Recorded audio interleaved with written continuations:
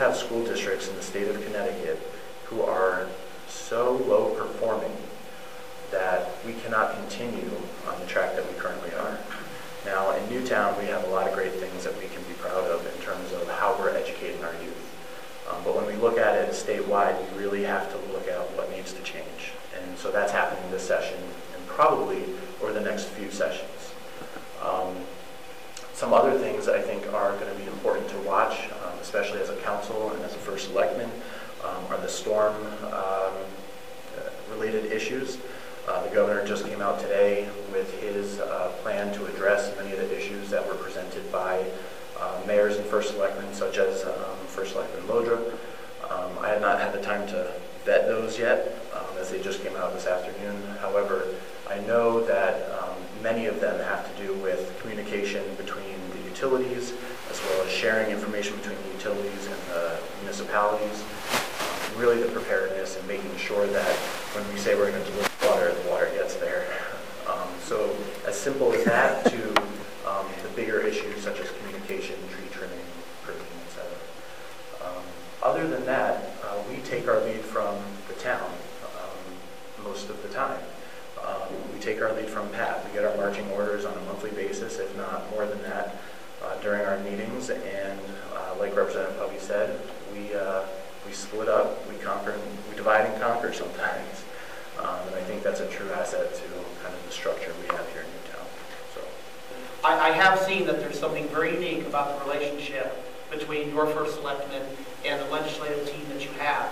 And the very first opportunity that I had to come in one of the meetings, I saw a real leader in your first selectman.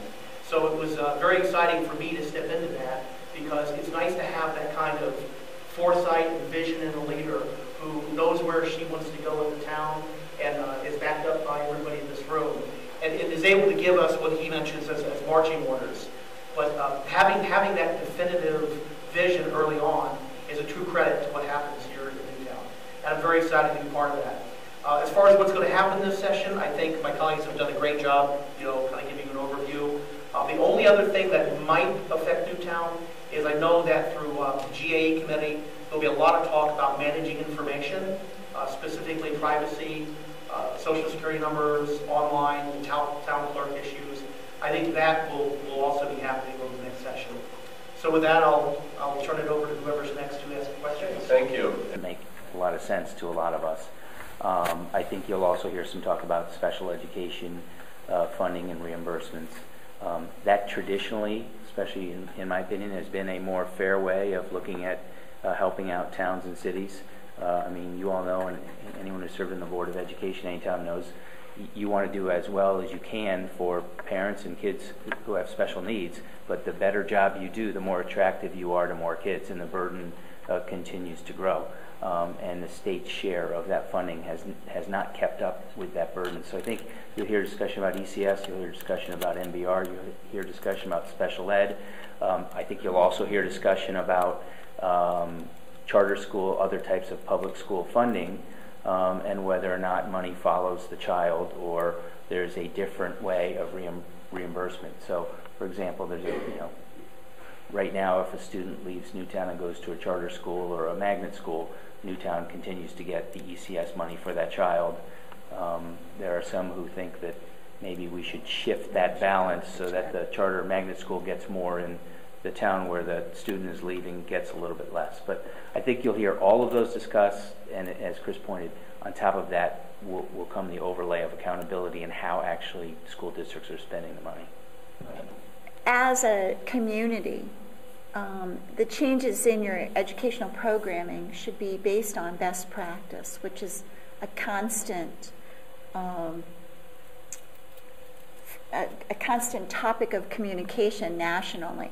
So if Newtown is wanting to continue to maintain its status as an exemplary system, then your educational leaders are going to be constantly looking at what is the research saying about best practice.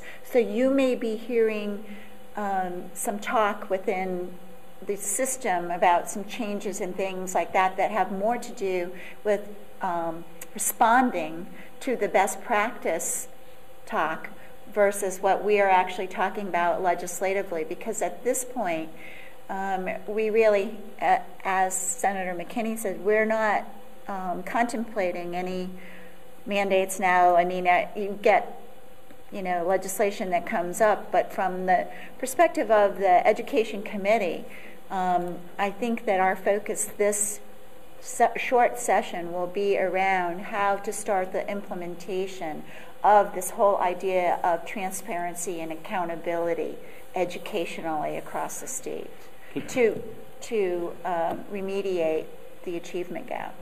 Can you help inform us on what is the school district? You said staffing up for anticipated. Like, for example, the requirements, the science requirements are going up for high school students, so we're staffing up on science teachers at the high school.